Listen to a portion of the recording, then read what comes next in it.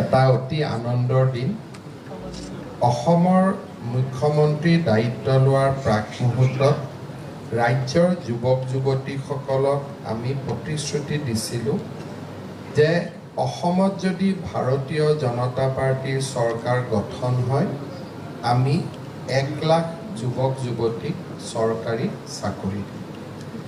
আজি মই আপোনালোকৰ ওচৰত অতি গৌৰৱেৰে ক'ব বিচাৰোঁ যে এই পৰ্যন্ত আমি 1,24,345 গৰাকী প্ৰাৰ্থীক চৰকাৰী পদত নিযুক্তি দিবলৈ সক্ষম হৈছোঁ। অৰ্থাৎ প্ৰতিশ্ৰুতি আছিল 1 লাখৰ আৰু প্ৰতিশ্ৰুতি পাৰ হৈ গৈ 24,345 গৰাকী প্ৰাৰ্থীক আমি অতিৰিক্তভাৱে নিযুক্তি দিব পাৰিছোঁ। 2021ত কোভিডৰ মহামাৰীৰ মাজতো আমি 4,779 গৰাকী প্ৰাৰ্থীক নিযুক্তি দিছিলোঁ। 2022 বৰ্ষত আমি 35,130 গৰাকী প্ৰাৰ্থীক নিযুক্তি দিছিলোঁ। 2023 বৰ্ষত আমি 55,593 গৰাকী প্ৰাৰ্থীক নিযুক্তি দিছিলোঁ আৰু 2024 বৰ্ষত আমি 28,843 গৰাকী প্ৰাৰ্থীক নিযুক্তি দিবলৈ সক্ষম হৈছোঁ। আজিৰ এই দিনটোত আমি অসম চৰকাৰৰ জনস্বাস্থ্য কাৰিকৰী বিভাগত 81 গৰাকী, গৃহ আৰু নগৰ পৰিক্ৰমা বিভাগত 201 গৰাকী আৰু আমাৰ ফৰেনচিক বিজ্ঞান সঞ্চালকালয়ত আমি 18 গৰাকী জ্যেষ্ঠ আৰু কনিষ্ঠ বৈজ্ঞানিকক নিযুক্তি দিবৰ বাবে ইয়াত সমবেত হৈছোঁ। জনস্বাস্থ্য কাৰিকৰী বিভাগত চিভিল, মেকানিকেল, ইলেক্ট্ৰিকেল আৰু কেমিকেল ইঞ্জিনিয়াৰ হিচাপে বিভাগত পাছ কৰা 81 গৰাকী সহকাৰী অভিযন্তাক নিযুক্তি দিয়া হৈছে।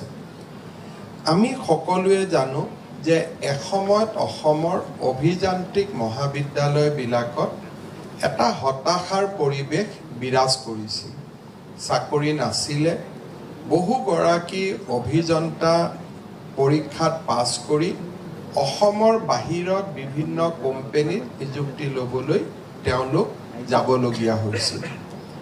কিন্তু যোৱা 3টা বছৰত অসমত আটাইতকৈ যদি বেছি নিযুক্তি হৈছে চিকিৎসক আৰু অভিযন্তা। লোক নিৰ্মাণ বিভাগ, PHC department, rural development department, সকলো ডিপাৰ্টমেণ্টতে আমি ইঞ্জিনিয়াৰ নিযুক্তি দিবৰ বাবে সক্ষম হৈছোঁ আৰু ইয়াৰ মূলতে হৈছে অসম চৰকাৰৰ মূলধনী ব্যয়। অৰ্থাৎ অসম চৰকাৰে যিমানেই ইনফ্ৰাষ্ট্ৰাকচাৰ বনাইছে সিমানে আমাক অভিযন্তাৰ প্ৰয়োজন হৈছে। অলপ আগতে PHC ডিপাৰ্টমেণ্টৰ সচিব আৰু মন্ত্ৰী ডাঙৰীয়াই অসমত গাঁও অঞ্চলত আমি বনাই থকা মেচিভ ৱাটাৰ ছাপ্লাই ইনফ্ৰাষ্ট্ৰাকচাৰৰ বিষয়ে আপোনালোকক উল্লেখ কৰিছে। প্ৰধানমন্ত্ৰী ডাঙৰীয়াৰ জল জীৱন মিছন আঁচনিৰ অধীনত আজি আমি প্ৰতিখন গাঁৱৰ প্ৰতিটো পৰিয়ালক টেপ ৱাটাৰ যি স্বাস্থ্যসন্মত তাক আমি দিবৰ বাবে প্ৰয়াস কৰিছোঁ আৰু ডিপাৰ্টমেণ্টত বহুবোৰ ইনোভেশ্যন হৈছে আৰু টেকন'লজি, এই টেকন'লজিৰ জৰিয়তে আমি সম্পূৰ্ণভাৱে স্বাস্থ্যসন্মত আৰু বিশুদ্ধ খোৱা পানী দিয়াৰ বাবে প্ৰচেষ্টা কৰিছোঁ। এতিয়া চৰকাৰৰ ব্যৱস্থা সফল হৈছে নাই হোৱা তাক আমি কেনেকৈ চাব পাৰোঁ। এসময়ত মই যেতিয়া স্বাস্থ্য বিভাগৰ মন্ত্ৰী আছিলোঁ 2006 আৰু 2008 চনত, তেতিয়া মোৰ আটাইতকৈ ডাঙৰ কাম আছিল ডায়েৰিয়াৰ বিপক্ষে যুঁজা।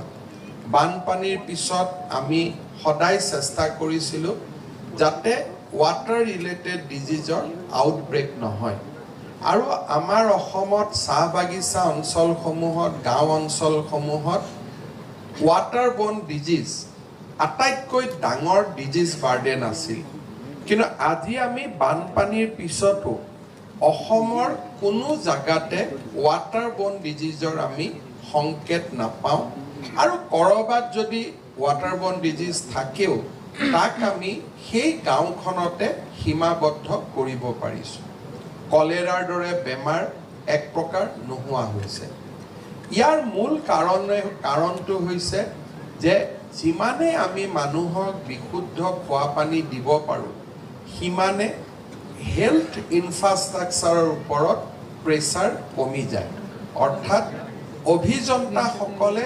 চিকিৎসকসকলৰ পৰিপূৰক হিচাপে কাম কৰিব পাৰে A good engineer can also reduce disease burden in a society and more so যেতিয়া জনস্বাস্থ্য কাৰিকৰী বিভাগ বা আৰবান ডেভেলপমেণ্ট ডিপাৰ্টমেণ্টত ইঞ্জিনিয়াৰ সকলে কাম কৰে মানুহক বিশুদ্ধ খোৱা পানী দিব পাৰে তেতিয়া আমাৰ হেল্থ ডিপাৰ্টমেণ্টৰ ওপৰত ডিজিজ বাৰ্ডেন যথেষ্ট